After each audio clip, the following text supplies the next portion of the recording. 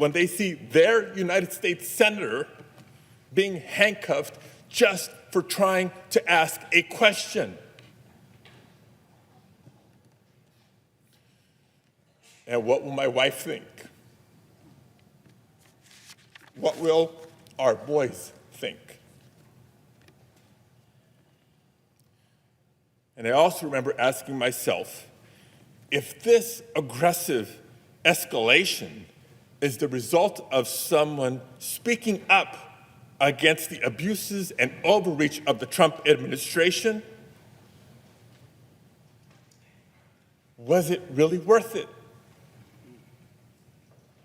But colleagues, how many Americans in our nation's history have marched, have protested, have shed blood, even lost their lives to protect our rights? How many Americans have served in wars overseas to protect our freedoms here at home?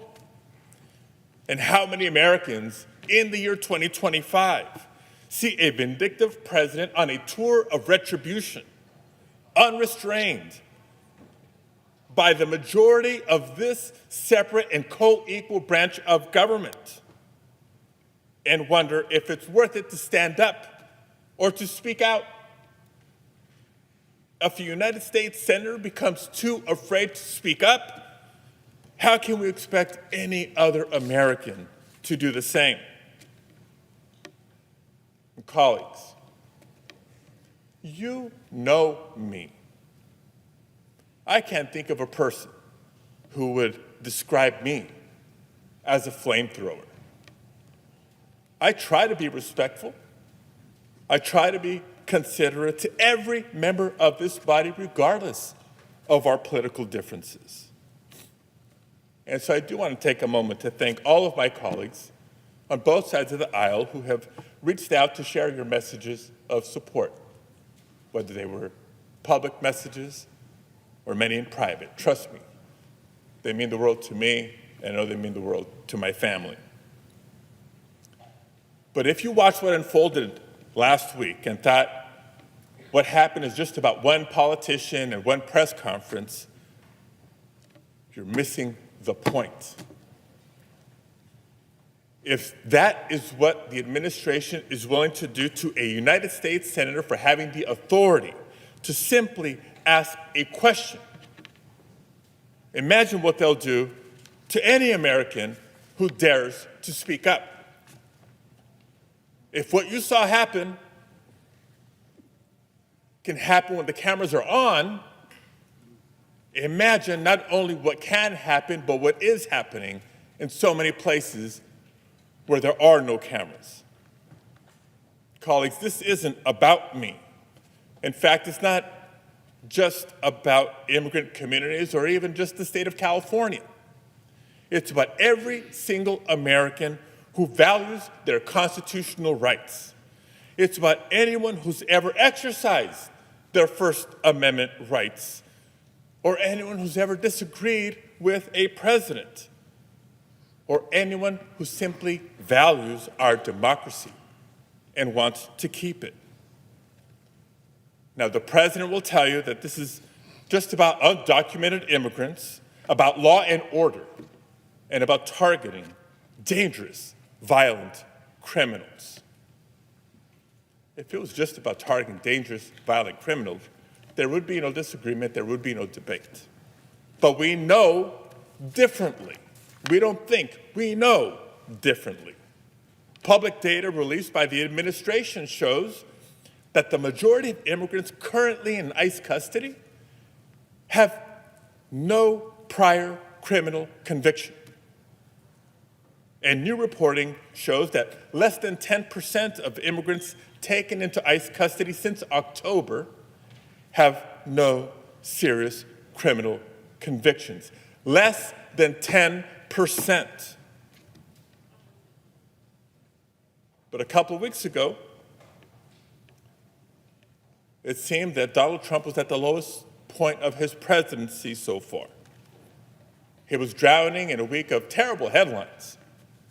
The American people were finally waking up to the realities of the budget reconciliation bill, that will cut health care, nutrition assistance, and good-paying, clean energy jobs while reducing the tax burden on billionaires.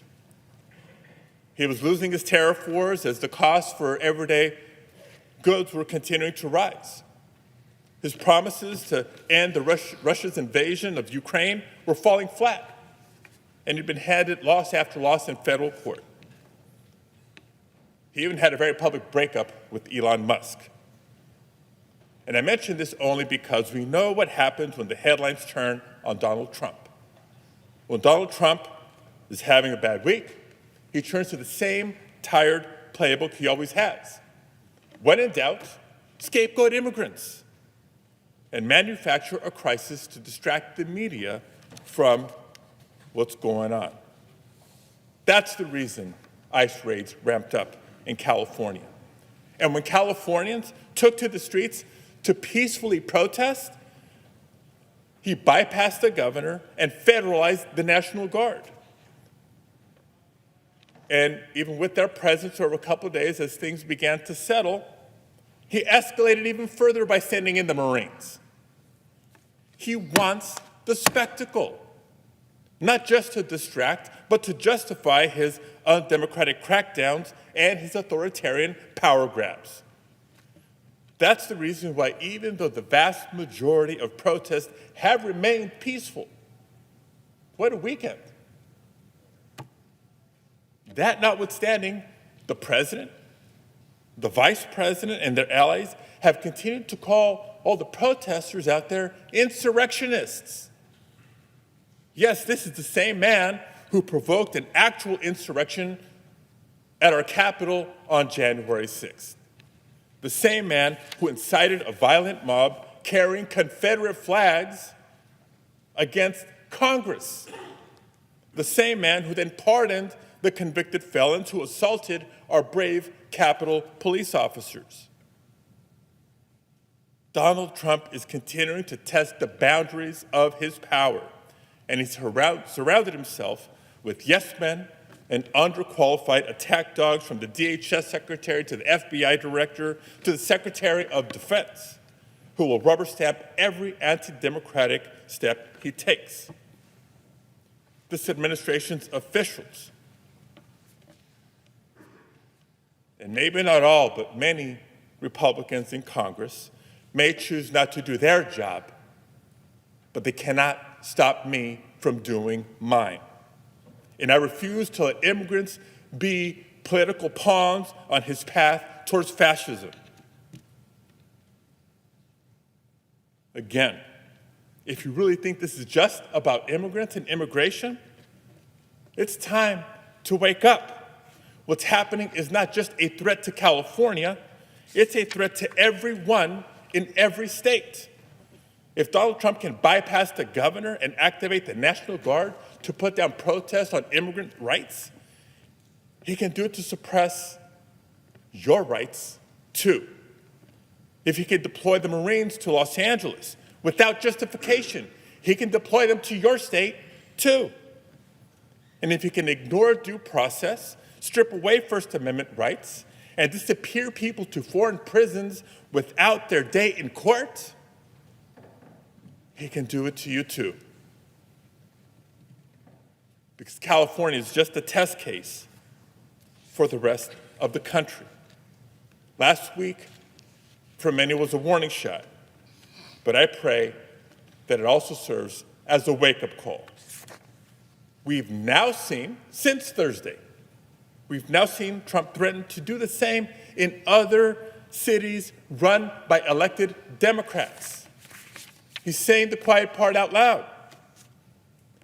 It doesn't matter if you're a Republican or a Democrat or an independent. We all have a responsibility to speak up and to push back before it's too late. So I do encourage people to keep peacefully protesting. There's nothing more patriotic than to peacefully protest for your rights. Because no one's going to liberate Los Angeles but Angelenos. No one will redeem America but Americans. No one is coming to save us but us. And we know that the cameras are not on in every corner of the country. But if this administration is this afraid of just one senator with a question, colleagues, imagine what the voices of tens of millions of Americans peacefully protesting can do.